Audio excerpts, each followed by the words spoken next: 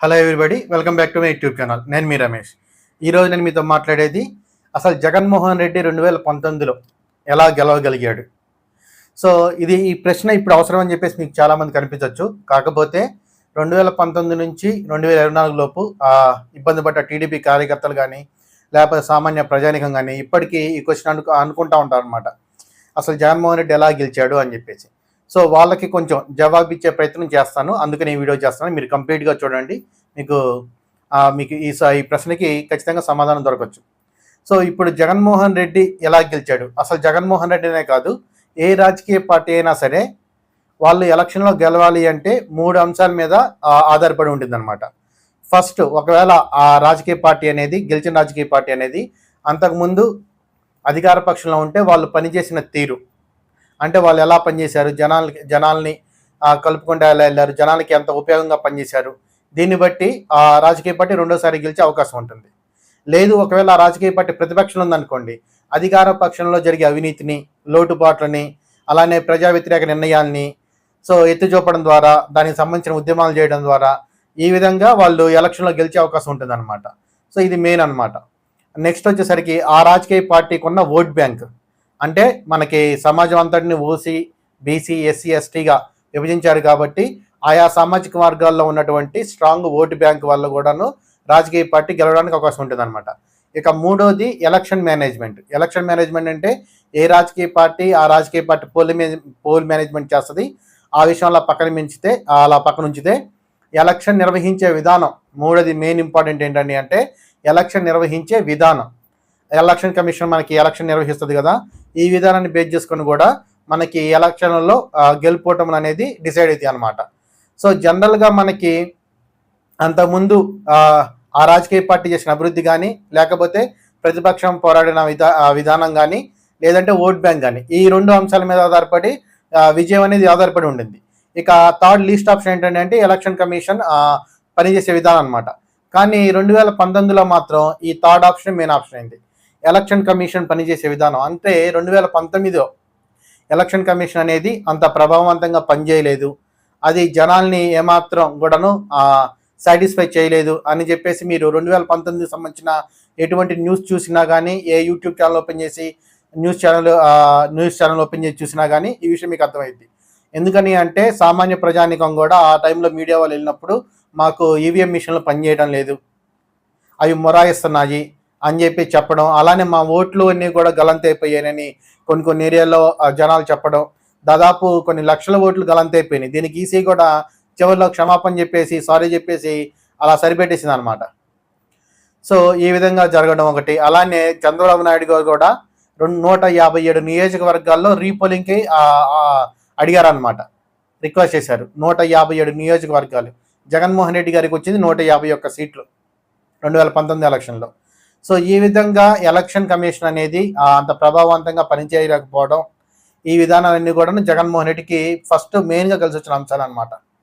ఇది first priority. ఇక రెండోది వచ్చేసరికి ఇక్కడ జరిగినటువంటి ఓట్ బ్యాంక్. సో ఇప్పుడు ఓట్ బ్యాంక్ పాలిటిక్స్ మీరు చూసినట్టయితే మన సమాజంగా నేను చెప్పినట్టు 4 భాగాలుగా విభజించారు, OC, BC, SC, ST. So ఇందులో మెయిన్గా మనం ఓసీ కమ్యూనిటీ ఒకసారి చూసినట్టయితే ఇందులో బ్రాహ్మణ, వైశ్య, కమ్మ, రెడ్డి, కాపు, తర్వాత క్షత్రియ, ఇలాగా కలమ, ఇలా రకరకాల సామాజిక వర్గాలు ఉంటాయి. వీళ్ళల్లో అంతగా యూనిటీ అనేది ఉండదన్నమాట. ఎవరికి వాళ్ళే యమునా తీరి అన్నట్టు ఉంటారు. ఒక ఓసీ సామాజిక వర్గంగా వీళ్ళకంటూ ఒక యూనిటీ అనేది ఉండదు. సో ఇప్పుడు మీరు బ్రాహ్మణంలో ఒకసారి గమనించినట్టయితే ఎన్టీ రామారావు గారు ఫస్ట్ టైం ముఖ్యమంత్రి అయిన తర్వాత ఆయన వచ్చేసరికి కర్ణం, మునుసూబు వ్యవస్థను రద్దు చేశారు. అలానే తెలంగాణలో పటేల్ పట్వారీ వ్యవస్థను కూడా రద్దు చేశారనమాట. అంటే కర్ణం, మునుసూబు వ్యవస్థల్ని, పటేల్ పట్వారీ వ్యవస్థని రద్దు చేశారు. అయితే ఇక్కడ కర్ణం, మునుసూబులుగా ఎక్కువగా బ్రాహ్మణ కులస్తులు ఉండేవాళ్ళు, దాదాపు 80 to 90% వాళ్ళు ఎక్కువ ఉండేవారు అనమాట. ఆ దెబ్బతోటి వాళ్ళు ఎప్పుడైతే రద్దు చేశారో వాళ్ళందరికీ కూడా ఉపాధి కోల్పోయారు. వాళ్ళు ఇక వేరే పొలంలోకి వెళ్ళడం ఇలాగ చేసుకోవాల్సి వచ్చింది అనమాట. సో దీంతో బ్రాహ్మణ సామాజిక వర్గం అనేది అప్పటి నుంచి ఎప్పటి దగ్గరను వాళ్ళు గురుగానే ఉంటారు. మీరు ఉండవల్లి గారిని వీళ్ళందరినీ చూస్తే మీకు అర్థమైపోయేది అనమాట. అప్పుడు పడిన దెబ్బ ఇప్పుడు కూడా అది కంటిన్యూ అయితేనే ఉందన్నమాట. సో అంత ఇదిగా ఉంటారు బ్రాహ్మణ అనేవాళ్ళు. సో ఇందులోనూ మనకి ఇప్పుడు ఈ బ్రాహ్మణ సామాజిక వర్గం అనేది ఆంధ్ర రాష్ట్ర వ్యాప్తంగా 2.25% ఉంటుందన్నమాట. ఇందులో దాదాపు 2% అనేది టీడీపీకి పడే ఛాన్సే లేదు. బ్రాహ్మణ్స్లో 2.25%, 2.5% ఉంటే దాదాపు 2% మనకి అంటే టీడీపీకి పడే ఛాన్సే లేదనమాట. అంత ఇదిగా ఉంటారు. నెక్స్ట్ ఇక్కడ వైశ్య సామాజిక వర్గం గమనించినట్టయితే వైశ్యాస్ అనే వాళ్ళు ఎప్పుడు కూడాను డబ్బు అన్వేషణకి ఎక్కువ ప్రయత్నిస్తూ ఉంటారు అనమాట. అదేం తప్పు కాదు. సో వాళ్ళు ఏంటంటే సంపాదించే మార్గాలు అంటే బిజినెస్ చేసి కానీ ఉద్యోగాలు చేసి కానీ ఈ విధంగా చూస్తూ ఉంటారు అనమాట. సో వాళ్ళకి ఏంటంటే ఉపాధి అవకాశాలు, వ్యాపార అవకాశాలు కల్పించాలంటే ఆటోమేటిక్గా వాళ్ళు ముగ్గు చూపిస్తూ ఉంటారు అనమాట. సో చంద్రబాబు నాయుడు గారు ఎక్కువగా ఉపాధి అవకాశాలు, వ్యాపార అవకాశాలు ఇలా ఈ మాటలని చెప్తారు, అలానే చేస్తుంటారు. కాబట్టి అలా ఈ విధానాల పట్ల వైశ్యాస్ అనే వాళ్ళు ఎక్కువగా టీడీపీ పట్ల ఆకర్షితులై ఉంటారనమాట. దాదాపు వైశ్యాస్లో 60 to 70% అనేది టీడీపీకి ఫేవర్గా ఉండే అవకాశం ఉండింది. వాళ్ళు బయటికి చెప్పొచ్చు, చెప్పకపోవచ్చు కానీ బట్ ఇంటర్నల్గా అయితే వాళ్ళకి స్టేట్లో అయితే టీడీపీ, పైన అయితే బీజేపీ అన్నట్టు ఉంటారనమాట. సేమ్ ఇక్కడ బ్రాహ్మిన్స్ కూడా స్టేట్లో అయితే టీడీపీ కాకుండా ఏ పక్షమైనా సరే, నేషనల్ అయితే either Congress or BJP. So ఆ రెండు కూడా సమానంగానే ఉంటాయి అన్నమాట వాళ్ళలో. ఇదొకటి. నెక్స్ట్ వచ్చేసరికి కమ్మ సామాజిక వర్గం. ఈ కమ్మ సామాజిక వర్గం వాళ్ళు ఎక్కువగా టీడీపీకి సపోర్ట్ చేస్తా ఉన్నట్టు మనకి జనాలందరూ కూడా మాట్లాడుకుంటూ ఉంటారు. అందులో ఎంత వాస్తవం ఉందనేది మనకి పరిపూర్ణమైన సమాచారం ఉండదు. ఎందుకంటే కమ్మ వాళ్ళలో వాళ్ళకు కూడా పెద్దగా యూనిటీ ఉన్నట్టు మనకి అంటే కమ్మ వాళ్ళలో పెద్దగా యూనిటీ అనేది ఉన్నట్టు కనిపించదు. అది ఉన్నా కానీ అది పెద్దగా రాజకీయంగా ఉపయోగపడిద్దా లేదనేది మనం కొంచెం ఆలోచించాల్సిన విషయం అనమాట. రెడ్డిస్తో పోలిస్తే కమ్మస్లో మాత్రం ఖచ్చితంగా కొంచెం రాజకీయంగా కావచ్చు, ఇంకో విధంగా కావచ్చు, కొంచెం ఎక్కువగా చైతన్యం అయితే ఉండిద్దిలే కానీ కాకపోతే ఐక్యమత్యం అనేది కొంచెం తక్కువగానే ఉంటుంది రెడ్డిస్తో కంపేర్ చేస్తే. సో ఈ టీడీపీ పార్టీ కొంచెం కమ్మ కమ్యూనిటీ అనేది ఎప్పుడు కూడా సపోర్ట్గానే ఉండేది అనేది మన కాదని వాస్తవం. సో ఇందులో కూడా దాదాపు ఒక 80 to 85% వరకు టీడీపీకి సపోర్ట్ చేసే వాళ్ళు ఎక్కువ ఉంటారు ఈ కమ్మ సామాజిక వర్గంలో. ఇక నెక్స్ట్ వచ్చింది రెడ్డి సామాజిక వర్గం. అందులో వాళ్ళు కూడా దాదాపు 80 to 90% వాళ్ళు వైసీపీకి సపోర్ట్గానే ఉంటారనేది కాదని వాస్తవం అనమాట. కాకపోతే వీళ్ళకి కొంచెం ఐకమత్యం అనేది ఎక్కువ ఉంటుంది కమ్మాస్తో పోలిసినట్టయితే. ఇక నెక్స్ట్ కాపు సామాజిక వర్గం. ఈ కాపు సామాజిక వర్గం వచ్చేసరికి వంగవీటి రంగా గారు హత్య తర్వాత అది టీడీపీ హయాము అంటే టీడీపీ ప్రభుత్వం ఉన్నప్పుడు జరిగింది కాబట్టి అది యాక్చువల్గా వంగవీటి వర్సెస్ దేవినేని, అది రెండు ఫ్యామిలీకి సంబంధించిన విషయం. కాకపోతే ప్రభుత్వం అప్పుడు టీడీపీ ఉండడం వలన, ఆ తర్వాత దేవినేని గారు కూడా ఆ టైంలో టీడీపీలో ఉండడం వలన ఇదంతా కూడా టీడీపీ మెడకు చుట్టుకుంది.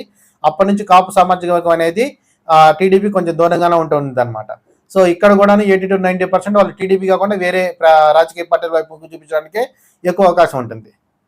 సో ఇకపోతే క్షత్రియ వెలమ అనేది వాళ్ళ ప్రాధాన్యాలను బట్టి, ఎందుకంటే వాళ్ళకంటూ ఒక రాజకీయ పార్టీ అనేది ఏది కూడాను వాళ్ళని ఇచ్చేసుకోలేదు కాబట్టి, అంటే వాళ్ళకి పూర్తిగా న్యాయం చేయలేదు, అన్యాయం చేయలేదు కాబట్టి వాళ్ళకున్న ప్రాధాన్యాలను బట్టి వాళ్ళు ఓటు అనేది నిర్ణయించుకుంటారనమాట.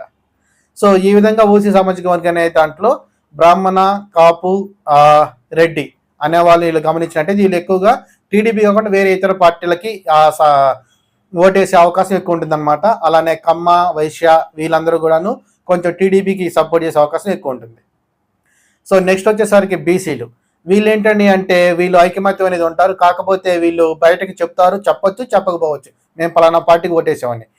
సో ఇక్కడ మనం గమనించాల్సింది ఏంటండి అంటే బీసీల్లో కూడా ఎక్కువ మంది స్వయం వృత్తి కలిగి ఉంటారు. అంటే మనకి నాయి బ్రాహ్మణులు కావచ్చు, వాళ్ళు ఎక్కువ సెలూన్ షాపులు నిర్వహిస్తూ ఉంటారు. తర్వాత విశ్వ బ్రాహ్మణులు వాళ్ళు ఎక్కువ వడ్రంగి పని లేదనుకుంటే కార్పెంటర్ వర్క్ ఎక్కువ చేస్తూ ఉంటారు అనమాట. సో ఈ విధంగా మనకి బీసీ సామాజిక వర్గం అనేది కూడాను వాళ్ళు వృత్తిని కలిగి ఉంటారు అనమాట. వీళ్ళకి కూడాను ఉద్యోగ అవకాశాలు, వ్యాపార అవకాశాలు కల్పించాలంటే చాలా ఎక్కువ ఇష్టంగా ఉంటారు అనమాట. సో చంద్రబాబు నాయుడు గారికి వీళ్ళు ఎక్కువ సపోర్ట్గా ఉంటారు. సో టీడీపీకి ఇప్పటికి కూడాను బీసీలే వెన్నుముక అనేది కాదలేని వాస్తవం. సో ఇది టీడీపీకి ఉన్న అవకాశాలు అనమాట. నెక్స్ట్ ఎస్సీ ఎస్టీ సామాజిక వర్గాల్లో వీళ్ళలో ఒకప్పుడు వివక్షకు గురయ్యారు. ఇప్పటికి కూడాను అక్కడక్కడ మనకి వివక్షకు గురైన దాఖలాలు కనిపిస్తూనే ఉంటాయి. సో వీళ్ళలో అలానే ఈ వివక్ష గురవడంతో ఒకప్పుడు వీళ్ళు ముస్లిమ్స్గా కన్వర్ట్ అయిన వాళ్ళు ఉన్నారు. అలానే తర్వాత బ్రిటిషర్స్ వచ్చిన తర్వాత క్రిస్టియన్స్లోకి మారిన వాళ్ళు ఉన్నారు. ఇలా అనమాట. అంటే వీళ్ళలో కన్వర్షన్ పర్సెంటేజ్ చాలా వరకు ఎక్కువ ఉంటుంది అనమాట. సో కాబట్టి ఇప్పుడు జగన్మోహన్ రెడ్డి గారిని గమనించినట్టయితే ఆయనకు కూడా కులం రెడ్డి అయినప్పటికీ మతం అనేది క్రిస్టియన్ మతాన్ని ఎక్కువ అవలంబిస్తూ ఉండడం వల్ల సో క్రిస్టియన్ సానుభూతి పరులు, కన్వర్ట్ అయిన వాళ్ళు లేకపోతే క్రిస్టియన్ సానుభూతి పరులు వీరందరూ కూడా జగన్మోహన్ రెడ్డి గారికి సపోర్ట్ చేసే అవకాశం ఎక్కువ ఉంటుంది అనమాట. సో ఇది 2019 ఎలక్షన్లో ఎలా వర్కౌట్ అయిందంటే ఇందా నేను చెప్పినట్టు వైశ్య సామాజిక వర్గం దాదాపు 60 to 70% టీడీపీకి అని చెప్పాను కదా. కాకపోతే 2019లో ఇక్కడ జగన్మోహన్ రెడ్డి కూడా ఒక ఛాన్స్ ఇచ్చి చూద్దాం, ఎందుకంటే చంద్రబాబు నాయుడు గారు ఫస్ట్ టైం మనకి 2014లో అంటే ఆయన మూడోసారి అప్పటికి అయ్యారనుకోండి. సో 2014 నుంచి 19 దాకా సీఎంగా చేసినప్పుడు ఆయన అంత ప్రభావవంతంగా పనిచేయలేదనే వాదన వచ్చింది. ఎందుకంటే ఆయన అడిగి అడగానే 33,000 ఎకరాలు ఇచ్చారు రైతులు. అసలు ప్రపంచ చరిత్రలో ఇది ఒక మనం గుర్తించదగిన పరిణామం అన్నమాట. కాకపోతే దాన్ని ఆయన సద్వినియోగం చేసుకోవడానికి ఇటు మిత్రపక్షమైన బీజేపీ అసలు ఎటువంటి సహాయంగా అందించలేదన్నమాట. మీరు గమనించినట్టయితే వాళ్ళు ప్రత్యేక హోదా అంటారు, ఒకసారి ప్రత్యేక ప్యాకేజ్ అంటారు. ఈయన ప్రత్యేక హోదా లేదు, ప్రత్యేక ప్యాకేజ్ జనాల్లోకి తీసుకెళ్లే లోపు ఆ ప్యాకేజ్ కూడా ఇవ్వరు. ఇలాగా రకరకాల ఇబ్బంది పెట్టారన్నమాట. అలానే చంద్రబాబు నాయుడికి వ్యతిరేకంగా ఉన్న సామాజిక వర్గాలు కావచ్చు, మేధావి వర్గం కావచ్చు, వాళ్ళందరూ కూడాను గవర్నమెంట్కి, సెంట్రల్ గవర్నమెంట్కి లేఖలు రాయడం, ప్రపంచ బ్యాంకులకు లేఖలు రాయడం, ఇలాగ అసలు చంద్రబాబు నాయుడిని ఊపిరి తీసుకునేవ్వలేదన్నమాట. రకరకాలుగా ఆయన టార్చర్ చేసేవాళ్ళు వీళ్ళు. సో ఈ విధంగా జనాల్లోకి అంత ప్రభావవంతంగా పనిచేసినట్టు వెళ్ళలేదన్నమాట. అంటే కొంచెం టీడీపీ అభిమానులు కొంచెం కఠినంగా ఉన్నప్పటికీ ఇది కాదని వాస్తవం. నెక్స్ట్ వచ్చేసరికి జనసేన కూడాను ఆయనతో కొన్ని రోజులు మిత్రపక్షంగా ఉండేది, కొన్ని రోజులు ప్రతిపక్షంగా వ్యవహరించింది. సో అటు కూడా ఇటువంటి సపోర్ట్ రాలేదు. ఇక జగన్మోహన్ రెడ్డి గారి గురించి మీకు తెలిసిందే. చంద్రబాబు నాయుడు అన్న తప్పు అంటాడు, అన్న తప్పు అంటాడు. అసలు ఏమన్నా కానీ చంద్రబాబు నాయుడు తప్పనే అంటాడు అనమాట. సో ఆయన ఇవన్నింటిని కూడాను చంద్రబాబు నాయుడు ఫెయిల్ అయ్యాడు అనేది ఆయనకున్న మీడియా సంస్థల ద్వారా జనంలోకి బాగా తీసుకెళ్ళగలిగాడు. అలానే ఒక్క ఛాన్స్ అని అడగడం. సో ఇవన్నీ కూడా జనాల్లో ఇంపాక్ట్ చూపించింది. అలానే చంద్రబాబు నాయుడు గారికి వయసు ఎక్కువ ఉండడం, జగన్మోహన్ రెడ్డికి వయసు తక్కువ ఉండడం తోటి ఏమో జగన్మోహన్ రెడ్డికి ఒకసారి అవకాశం ఇచ్చి చూద్దామని జనాలు కూడా అంటే టీడీపీకి ఉన్న సామాజిక వర్గం సపోర్ట్ ఉన్న సామాజిక వర్గాలు కూడాను కొంచెం ఈసారి ఒక 20% దాకా 20-30% దాకా కొంచెం వైసీపీకి ఆలోచించారనమాట. ఇక నెక్స్ట్ వచ్చేసరికి జగన్మోహన్ రెడ్డి గారికి ఉన్న సానుభూతి అది 2004 నుంచి 2009 దాకా వాళ్ళ నాన్నగారు వైఎస్ఆర్ గారు సీఎంగా ఉన్నారు. ఆ టైంలో ఆయన ఆరోగ్యశ్రీ అని చెప్పేసి, తర్వాత 108 అని చెప్పేసి, తర్వాత వృద్ధాప్య పెన్షన్లు, ఈ విధంగా రకరకాల కార్యక్రమాలు చేపట్టడంతో ఆయన పేదల మనిషిగా పేరు తెచ్చుకున్నాడు అనమాట. సో అప్పటి నుంచి వైఎస్ఆర్ అంటే ఆ పేదవాళ్ళకి బాగా ఇష్టంగా ఉండేది. కాకపోతే 2004 నుంచి 2009 దాకా సీఎం చేసిన తర్వాత 2009 ఎలక్షన్ వచ్చిన తర్వాత ఆయన గెలిచిన తర్వాత అనుకోని విధంగా ఆయన చనిపోయాడు అనమాట 2009 తర్వాత. సో అప్పటి నుంచి ఇక ఆ సానుభూతి అనేది అలానే ఉందన్నమాట వాళ్ళకి, పేద ప్రజలకి. సో ఆ తర్వాత జగన్మోహన్ రెడ్డి గారు కాంగ్రెస్ నుంచి బయటకు వచ్చి పార్టీ పెట్టడం. కాకపోతే 2014 అనుకోకుండా 2013లో కాంగ్రెస్ అనేది తెలంగాణ ఇచ్చేయడంతో ఆంధ్రప్రదేశ్ అనేది మళ్ళీ మొదటికి వచ్చింది. సో ఈ టైంలో ఏమైందండి అంటే ఆంధ్రప్రజానీకం అంతా కూడాను జగన్మోహన్ రెడ్డి గారి మీద సింపతి ఉన్నప్పటికీ ఇప్పుడు ఛాన్స్ తీసుకుంటే బాగోదని చెప్పేసి చంద్రబాబు నాయుడు గారికి ఓటేశారు. అంటే 2019లో చూపిద్దాం 2019లో చూపించే సింపతి యాక్చువల్గా అయితే 2014లో చూపించాల్సింది. కాకపోతే ఆంధ్ర తెలంగాణ విడిపోవడంతో ఆ సింపతి అనేది కొంతవరకే ఆయనకు ఓటు రూపంలో కన్వర్ట్ అయింది, కొంతవరకు కన్వర్ట్ అవ్వలేదు అనమాట. సో అందుకని చెప్పేసి 2014లో టీడీపీ అధికారంలోకి వచ్చింది. సో కాకపోతే వైసీపీ ఉన్న సింపతి అనేది కొంతమంది అలానే ఉండిపోయింది అనమాట. సో నెక్స్ట్ వచ్చేసరికి అది ఆయన సరిగ్గా 2014 నుంచి 19 దాకా చెప్పినట్టు ఆయనకి పెద్దగా సహాయ సహకారం అందించలేదు మిత్రపక్షాలు కూడాను. సో ఆయన ఏం చేయలేకపోయారన్నమాట. అంటే అనుకున్నంత విధంగా ఇదనేది జరగలేదు అనమాట, అభివృద్ధి అనేది జరగలేదు. సో నెక్స్ట్ వచ్చేసరికి ఇక్కడ 2019 ఎలక్షన్కి వచ్చేసరికి ఈ వైఎస్ఆర్ మీద ఉన్న అభిమానం, సానుభూతి ఏదైతే ప్రజల్లో ఉందో అదంతా కూడా ఒక్కసారిగా కట్టలు తెంచుకొని అది జగన్మోహన్ రెడ్డి గారికి అనుకూలంగా పనిచేసింది. సో ఈ విధంగా జగన్మోహన్ రెడ్డి గారు అనుకోని విధంగా 2019లో గెలిచారనమాట. ఒకటేంటండి అంటే ఎలక్షన్ కమిషన్ ఆ టైంలో అంత ప్రభావవంతంగా పనిచేయలేకపోవడం, అలానే జనరల్గా టీడీపీకి ఉన్న ఓట్ బ్యాంక్ ఏదైతే ఉందో వైశ్య కమ్యూనిటీ, ఓసీసీలో ఉన్న కమ్యూనిటీస్ కావచ్చు, బీసీసీలో ఉన్న కమ్యూనిటీ కావచ్చు, వీళ్ళందరూ కూడాను చంద్రబాబు నాయుడు గారి వయసు ఎక్కువ, అలానే అంత ప్రభావవంతంగా పనిచేయలేదు. 14 నుంచి 19 దాకా ఆయనకి బీజేపీ సహకరించట్లేదు. సో బీజేపీని సపోర్ట్ చేసే వర్గాలన్నీ కూడా ఏమో వైసీపీకి సపోర్ట్ చేసి చూద్దాం, అలానే జగన్మోహన్ రెడ్డి గారికి వయసు ఎక్కువ ఉంది కాబట్టి అని చెప్పేసి అలా ఛాన్స్ తీసుకోవడం. సో ఈ విధంగా ఆ ఓట్ బ్యాంకులో తేడా రావడంతో సో అలానే చంద్రబాబు నాయుడు గారి ప్రభావవంతంగా అంతగా పనిచేయలేగానే అనే విషయం జనంలోకి వెళ్లడంతో జగన్మోహన్ రెడ్డి గారు 2019లో అనూహ్యంగా విజయం సాధించారు. ఇందులో ఉన్న సీక్రెట్ ఏంటండి అంటే సో ఎలక్షన్ కమిషన్ అనేది అంత ప్రభావవంతంగా పనిచేయలేకపోవడం ఒకటి, ఓట్ బ్యాంక్ అనేది కొంచెం అటుగా కన్వర్ట్ అవ్వడం అనేది ఒకటి. ఇక నెక్స్ట్ ఆయన ప్రతిపక్షంలో ఉన్నప్పుడు ఆయన చేసిన పోరాటాలు కావచ్చు, ఇవన్నీ కూడా గమనించండి. ఆయన ఎక్కువ ఓదార్పు యాత్రని, పాదయాత్రని ఇలా చేశారు.